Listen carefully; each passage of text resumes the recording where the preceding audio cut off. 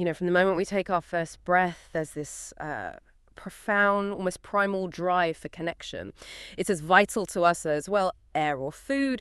But have you ever really stopped to think, why do you connect the way you do? Why do you sometimes, cling tightly to a relationship, feel that little pang of fear it might slip away? Or maybe the opposite, when intimacy gets a bit intense, do you feel that urge to pull back, crave some space, independence? Now, for many of you, attachment theory, it might ring a bell, right? Perhaps you've done a quiz, read an article, something like that.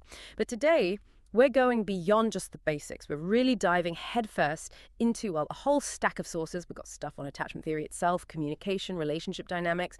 Our mission really is to pull out the most potent, maybe even some surprising nuggets of knowledge for you, give you a kind of science-backed roadmap to really get a handle on your emotional bonds. And here's where we hit that first, really powerful insight. At its core, attachment theory shows that those early bonds, with your main caregivers, they don't just influence you. They actually create this internal blueprint. And this blueprint silently shapes, and sometimes, honestly, without us even realizing it, it kind of sabotages how we give and receive love as adults. What's really striking isn't just that it exists, but how subtly it can make us repeat patterns we swore we wouldn't. This isn't just, abstract psych stuff. It's a really practical lens, a way to understand yourself, your relationships, those silent emotional forces driving things. Okay, so this internal blueprint idea is key. To really get how it shapes us, let's go back a bit. What's the story behind attachment theory? Where did it all start? Who first brought these ideas into the light? Well, the story really kicks off with John Bowlby. He was a British psychiatrist, psychoanalyst back in the mid-20th century. Bowlby noticed this really intense distress in children when they were separated from their caregivers. And it led him to suggest that these early emotional bonds, they aren't just comforting, they're actually fundamental for our survival. And they profoundly shape our lifelong patterns of relating to others. He came up with this concept of an internal working model. Think of it like a mental template, maybe, or a deeply ingrained set of expectations about what you anticipate from relationships. And importantly, this isn't just some static thing set in childhood. It's constantly being, updated or reinforced by pretty much every relationship interaction you have. It acts like a filter for how you see and experience love. So, for instance, a child who gets consistent love and care, they might internalize a model that, others are trustworthy, leading them to be an adult who trusts pretty easily. But on the flip side, inconsistent or neglectful care, that might lead to an internal model that people are unreliable, which could result in anxiety or maybe avoidance in adult relationships. Okay, so Bowlby laid the groundwork, that fundamental understanding. But then there was someone else who built on that, someone who really helped us see these patterns in action. Tell us about Mary Ainsworth and her famous strange situation experiment. Absolutely. Yeah, Ainsworth's work in the 1970s was pivotal, the strange situation study. Basically, infants were observed. Their mothers would leave the room briefly, then come back. And Ainsworth saw these really distinct patterns in how the infants reacted to the separation and the reunion. She identified secure, anxious, sometimes called ambivalent avoidant, and then later a fourth category emerged, disorganized, which is also called fearful. What these findings really showed powerfully was that attachment is this dynamic pattern. It develops in response to interaction. It's not some fixed personality trait you're born with. And crucially, these early patterns, they strongly inform how we approach adult relationships, how we manage our emotions, how we express ourselves. It's fascinating tracing these patterns back. But, okay, bring it forward for us. How does this translate for you listening right now, for your relationships today? Yeah, the key thing here is that attachment isn't just some childhood thing you outgrow. Nope. It keeps it exerting this really powerful influence on your romantic relationships, sure, but also your friendships, even how you communicate. Like, do you instinctively speak openly? Or do you tend to avoid tricky topics, maybe overreact sometimes to feeling rejected? It even impacts your self-esteem, that deep down feeling of whether you're actually worthy of love. So understanding this, it isn't just academic curiosity, it's genuinely a roadmap for navigating your relationships. And crucially, for building healthier, more fulfilling interactions across your whole life. All right, let's shift gears a bit now and dive deep into the 4 main attachment styles. Now, obviously, it's rare for anyone to be purely one style 100% of the time. We're all complex humans, right? But most people do have a kind of dominant style, and that shapes how they connect, communicate, respond to intimacy. Exactly. And understanding these specific styles is incredibly powerful. It gives you the insights you need to actually break free from those negative or maybe just unfulfilling relationship patterns. So first up, we have secure attachment, people with a secure style. They tend to be comfortable with both closeness and independence. That's key. They generally trust others. They communicate openly, directly about their needs. They're pretty resilient in relationships. They handle conflict constructively. They get that space is healthy. It doesn't automatically mean abandonment. Can you give us a kind of real-life snapshot? Like, what does secure attachment look like in practice? How might someone with a secure style handle something common but often tricky, like, say, sorting out household chores? Okay, good example. Think of someone, let's call her Mia. If there's a disagreement about chores, she doesn't just state her feelings calmly. She shows this core, secure trait called emotional differentiation. That's the ability to stay connected to her own needs while also being present and open to her partner's perspective. This lets them actually create a fair plan together. And here's the cool part. It doesn't just solve the chore issue. It subtly helps regulate her partner's anxiety during the disagreement, too. It creates this sort of co-regulation effect, which over time deepens trust and intimacy. It's a really powerful, often overlooked benefit of being secure. So for secure folks, the communication strategies involve, well, consistently practicing honesty and clarity. Using I feel statements avoids blame, right? Yeah. And actively encouraging that open two-way conversation. This style naturally tends to lead to the most satisfying and resilient relationships. Okay, next. Anxious attachment. People with this style, they often worry a lot about abandonment, about being misunderstood. They crave closeness, sometimes really intensely, but there's this frequent fear of being left behind. In conversations, you might see over-explaining, maybe over-apologizing, or constantly seeking reassurance. There's often a lot of over-analyzing, reading into every word, every pause. Wow, that sounds like like a constant internal monologue of, are we okay? Did I say the wrong thing? Are they mad? Oh, can you paint a picture of that? An example. Absolutely. Think about Emma. After maybe just a brief disagreement with her partner, she might start texting repeatedly, just constantly seeking that reassurance that the relationship is okay, that it's safe. She struggles to self-soothe. Or maybe Emily. She worries her partner is upset, sees a delayed text reply, and immediately jumps to rejection. Even if there's no actual problem, it's that constant internal churn, that anxiety. So communication strategies for an anxious style, it involves consciously taking a pause, reflecting before hitting send on that fifth message, using grounding techniques, deep breaths, focusing on the present to calm that surge of anxiety, and learning to express needs directly, calmly, rather than through, endless questions or over-explaining. It's really about learning to tolerate a bit of uncertainty, developing trust in others' intentions, which ultimately helps people self-soothe and builds real self-confidence. Then we have avoidant attachment. Individuals with this style often feel, uncomfortable with too much closeness or vulnerability. They tend to place a really high value on independence, on personal space. So under stress or during conflict, they might shut down, withdraw physically or emotionally, or just instinctively avoid talking about feelings. This can, unfortunately, create quite a bit of distance in relationships. They might come across as distant, maybe disengaged, sometimes even dismissive. Right, so they might prefer to process things internally on their own, which I imagine can be easily misunderstood by partners who need more connection. Precisely. That's a common dynamic. You see it with someone like, say, James. When conflict pops up, he might just avoid talking about it entirely, prefers silence.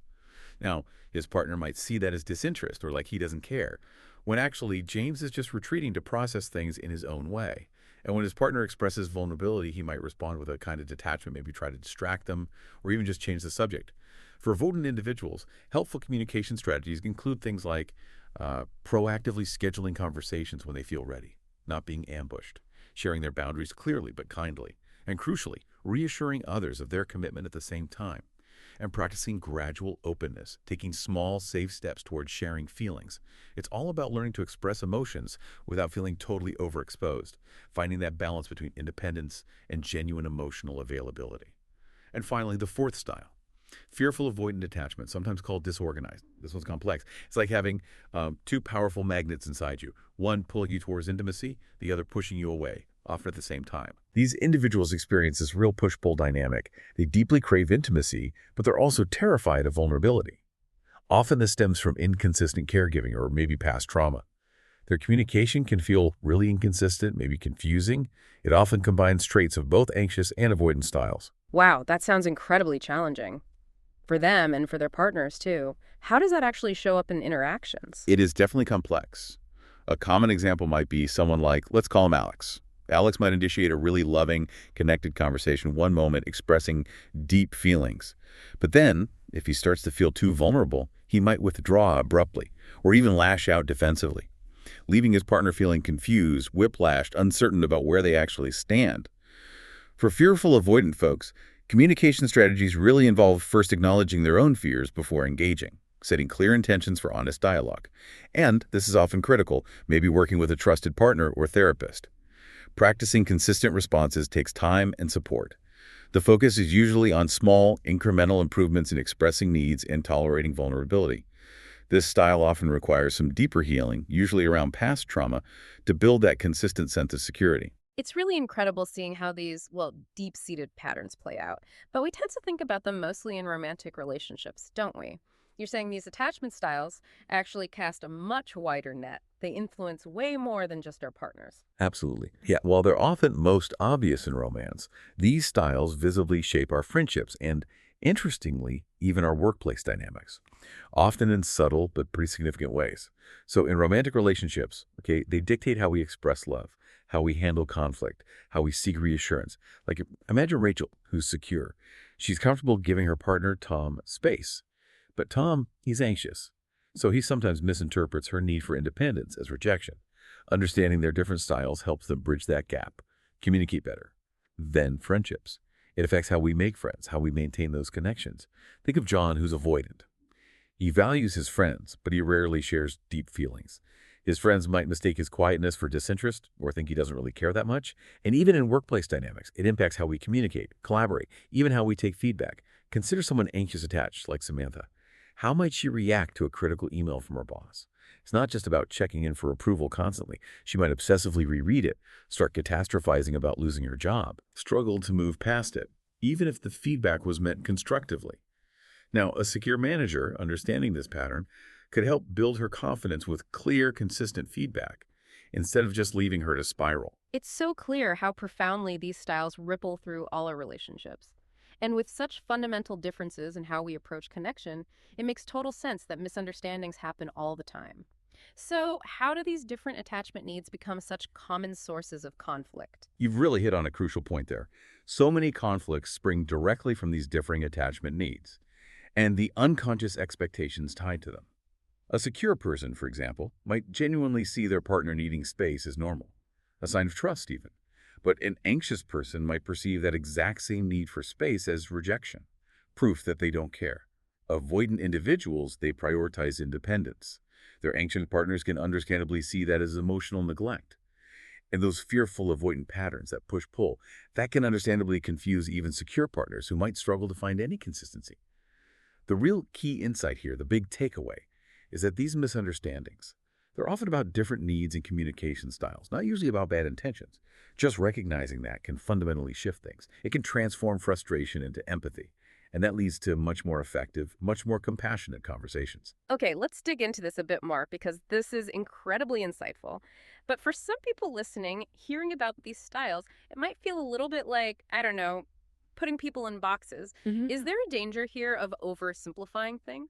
Or mislabeling ourselves or others? And maybe more importantly, is this just something we're stuck with? Or can we actually change our attachment style? That's such a vital question. And it's a really common misconception that you're just stuck. Attachment styles are learned patterns. They're not permanent fixed labels tattooed on your soul. Yes, early experiences definitely shape our initial tendencies, absolutely. But the human brain, the human heart, they're capable of remarkable growth and change. So no, you are absolutely not stuck. Awareness is always the first most powerful step towards transformation. It gives you the power to actually choose healthier ways of connecting. And to your point about the brain, think about neuroplasticity. It's this incredible capacity your brain has to literally re-architect its internal wiring. Every single time you choose a new, healthier response, maybe self-soothing, instead of sending that anxious text flurry, or staying present in a tough conversation instead of shutting down neat, you're actually strengthening a new neural pathway. You're making those old, insecure roadways in your brain less traveled over time. Repeated experiences of safety, consistency, trust, they help your brain internalize secure attachment patterns. For instance, someone with an anxious style, they can consciously learn to self-soothe when a partner doesn't text back immediately. And by doing that consistently, they strengthen trust, reduce their own anxiety over time. They are literally rewiring their response system. That's incredibly empowering. Just knowing we can actually rewire these deep-seated patterns, it opens up so many possibilities. So for you listening right now, what are some practical, concrete ways you can actually start this journey? Start rewriting your own attachment story. Yeah, there's several really powerful avenues. First, I'd say focus on the role of trust and vulnerability. Secure connections, they're built on trust, that deep sense that others are reliable, emotionally safe. And vulnerability, even though it often feels uncomfortable, maybe counterintuitive, it's the real bridge to intimacy. So practice sharing, gradually.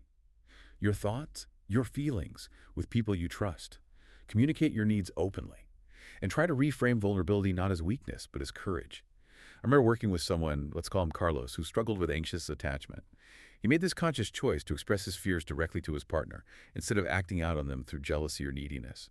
And that act of vulnerable honesty allowed his relationship to really flourish in ways it hadn't before. Second, actively practice what psychologists call earned security. This is about consciously, actively developing secure attachment patterns in adulthood. Even if your early experiences were difficult, this isn't just coping, okay? It's about actively recoding that original internal blueprint you got in childhood. The steps involve, well, deep awareness of your patterns, first off, reflecting on your specific triggers.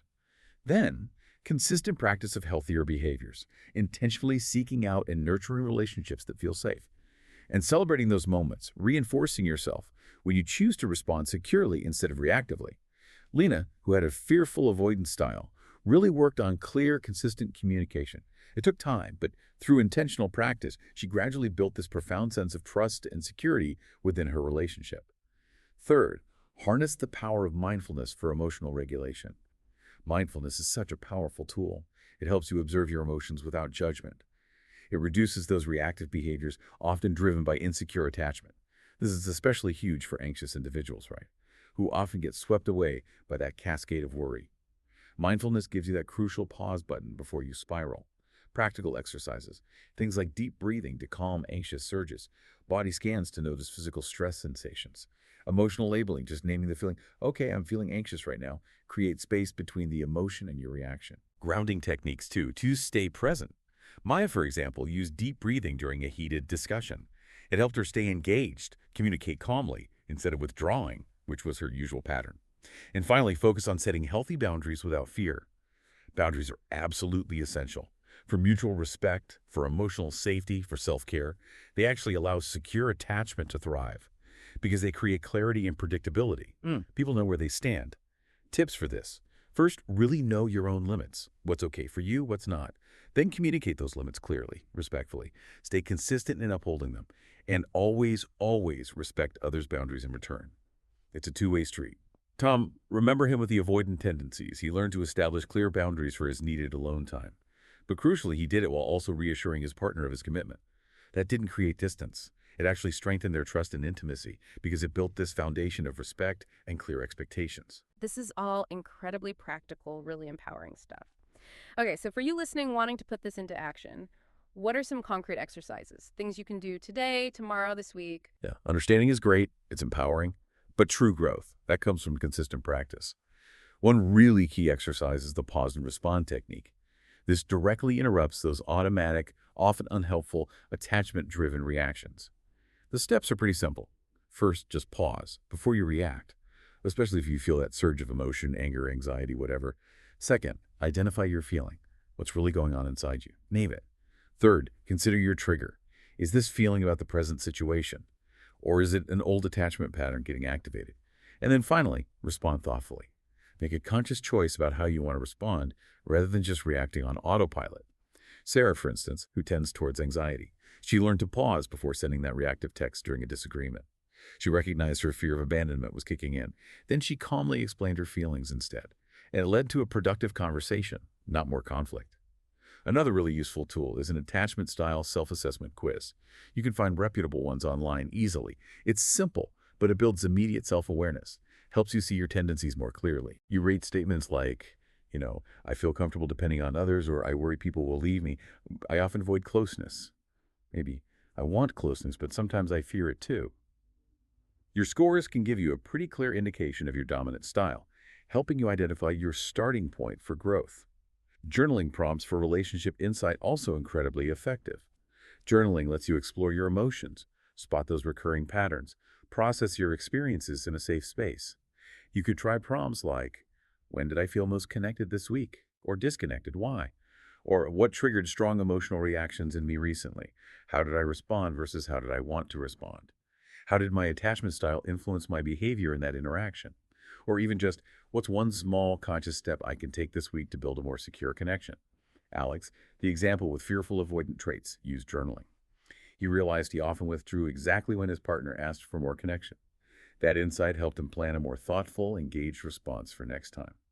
And finally, role-play scripts for difficult conversations. This can really prepare you for real-world challenges. Think of a tricky conversation you might need to have. Then, actually script out your ideal response. Use I statements. I feel emotion when situation happens. I would appreciate specific request or outcome. Practice it out loud. Maybe with a trusted friend. Maybe just in front of the mirror. Sounds silly, but it helps. For instance, if you're anxious about a late reply from a partner, you could script, hey, I notice I feel anxious when I don't hear from you for several hours. I totally get you might be busy, but I'd really appreciate just a quick message, so I know you're okay. Then reflect. How did it feel saying it? What could you adjust? See, the real beauty of attachment theory is it doesn't just explain why we connect the way we do. It offers this profound, really actionable pathway to transformation. So wrapping up this deep dive then, it seems crystal clear. Your attachment style. It profoundly influences how you communicate, how you connect. But the really powerful takeaway here is that it's a learned pattern. It is not a life sentence. You genuinely have the power to rewrite your story. Precisely. Awareness, making intentional choices, putting in consistent effort. All of that allows for profound growth, deep healing, and building relationships that truly feel safe, nourishing, fulfilling. But remember, the journey towards secure relationships, it's ongoing. It thrives on self-awareness, compassion for yourself and others, and that consistent, courageous effort. So your guide, your takeaway for moving forward, it's this. Stay curious, stay resilient, keep the spark alive, and continue to dive deep into your own self-discovery. Maybe leave you with this thought. Your attachment story, it isn't fixed in stone. It's a living, breathing, evolving journey. Every single conscious choice you make, every safe conversation you have, every act of self-reflection, it strengthens your ability to connect deeply, securely. So what small, conscious choice will you make today to start rewriting your attachment story?